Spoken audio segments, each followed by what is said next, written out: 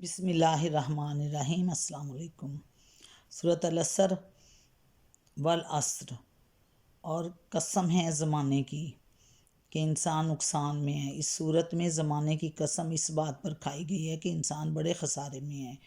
اللہ تعالیٰ کو حق حاصل ہے کہ صرف وہ قسم کھا سکتے ہیں، کسی اور کو حق حاصل نہیں ہے قسم کھانے کا۔ اللہ تعالیٰ کسی بھی چیز کی قسم کھا سکتے ہیں، قدرت کی بنائی ہوئی ہر چیز کی اللہ تعالیٰ اپنی ہر چیز کی قسم کھا سکتے ہیں۔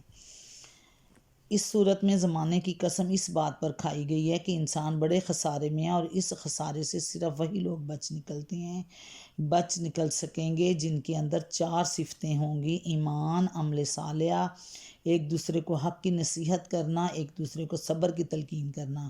اب اس کے ایک ایک جز کو الگ سے غور سے دیکھیں گے۔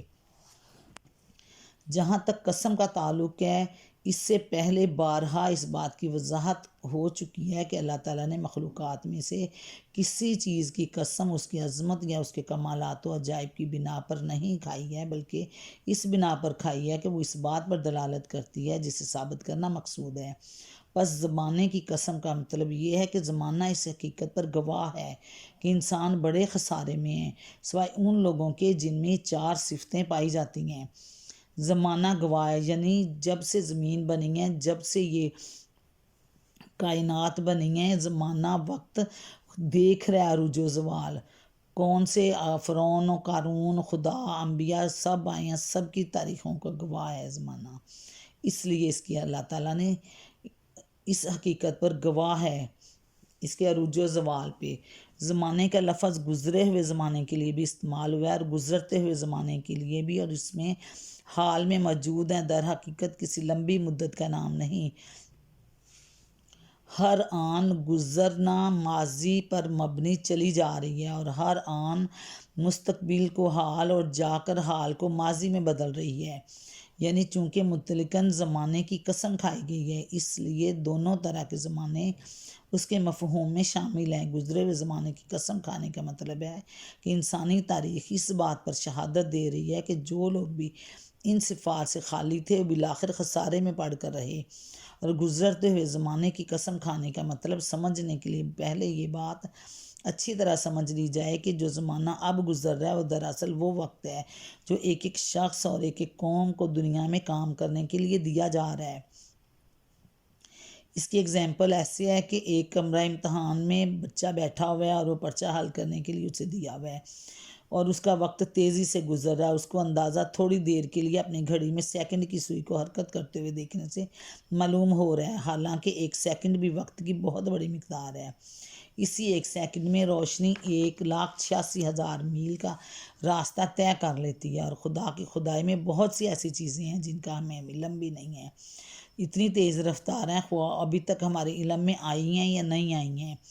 تاہم اگر وقت کے گزرنے کی رفتار وہی سمجھ لی جائے جو گھڑی میں سیکنڈ کی سوئی کے چلنے سے ہے، اور ہماری ایک ایک سانس چلنے کی ہے، اس بات پر غور کیا جائے تو ہم کچھ بھی اچھا برا فعل کرتے ہیں اور جن کاموں میں ہم مشغول ہیں ان سب کی مدت محدود ہے، اور اس محدود عمر ہی میں وقوع پذیر ہوتی ہے۔ جیسے کمرہ امتحان میں بچے کو ایک فکس ٹائم دیا جاتا ہے، بس وہ 3 گھنٹے کے بعد اس نے باہر آ جانا ہے۔ بس ہمارے بھی اللہ تعالیٰ نے سانس مقرر کیے ہوئے ہیں، ایک لمٹ ہے ایج کی، دنیا کی ایج کی، زمین کی ایج کی۔ زمین بھی اپنے کناروں سے کٹ رہی ہے، ختم ہو جائے گی ایک دن، اس کو بھی زوال آ جائے گا، فنا ہو جائے گی۔ فکس عمر ہے، جیسے دن شروع ہوتا ہے، ڈھلتا ہے، ختم ہو جانا ہے، اسی طرح ہماری ایج بھی ختم ہونی ہے۔ ہم سالگرہ مناتے ہیں، کس کی خوشی کرتے ہیں؟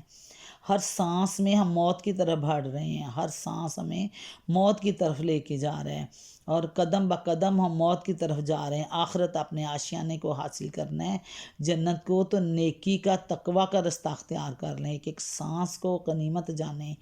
ہر سانس میں ہم اپنے دیکھیں ہمارا کون سا سانس اللہ کے ذکر کے بغیر گزرا ہے۔ یہ ہمارے کام کاج دنیا کے یہ واجب ہیں، یہ کریں، لیکن زبانوں پہ اللہ تعالیٰ کا ذکر ذات جاری رکھیں، استغفار کریں، اللہ کا ذکر کریں۔ تو اصل میں وقت تیزی سے گزر رہا ہے۔ امام راضی نے کسی بزرگ کا قول نقل کیا ہے کہ میں نے سورۃ عصر کا مطلب ایک برف فروش سے سمجھا جو بازار میں آواز لگا رہا تھا کہ رحم کرو اس شخص پر جس کا سرمایہ پگھلا جا رہا ہے۔ یعنی وہ برف بیچنے والا تھا، اس کی برف پگھل رہی تھی اور اسے خوف تھا کہ تو ساری ختم ہو جائے گی، میرا لگایا سرمایہ سارا گھولا جا رہا ہے، ضائع ہو جائے گا، 1 روپے کا نفع نہیں ملے گا، کچھ بھی وصول نہیں ہوگا۔ تو وہ ہے وقت، وہ جو پگھلا جا رہا ہے، وقت قطرہ قطرہ گر رہا ہے، وہ وقت ہے ہمارے پاس، ختم ہو رہا ہے۔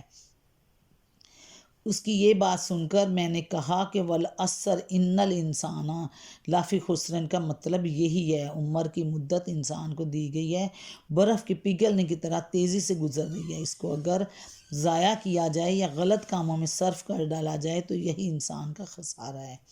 پس گزرتے ہوئے زمانے کی قسم کھا کر جو بات سورہ میں کہی گئی ہے اس کے معنی یہ ہے کہ تیز رفتار زمانہ شہادت دے رہا ہے کہ 4 صفات سے خالی انسان جن کاموں میں بھی اپنا وقت صرف کر رہا ہے وہ اپنا وقت ضائع کر رہا ہے، وہی انسان خسارے میں ہے، وہ سب کے سب خسارے کے سودے ہیں۔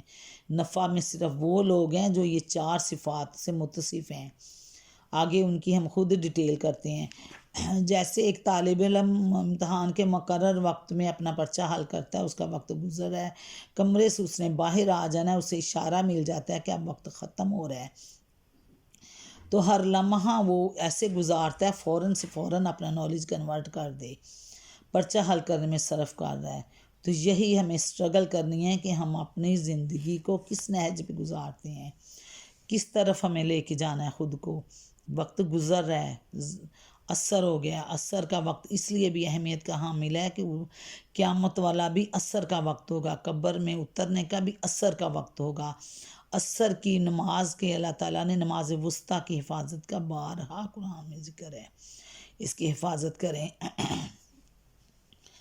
اب وقت عصر ہو چکا ہے، زمین کا بھی، ہماری زندگیوں کا بھی، اور دین ہمارا جو ہے وہ اب مکمل ہمیں پہنچ چکا ہے۔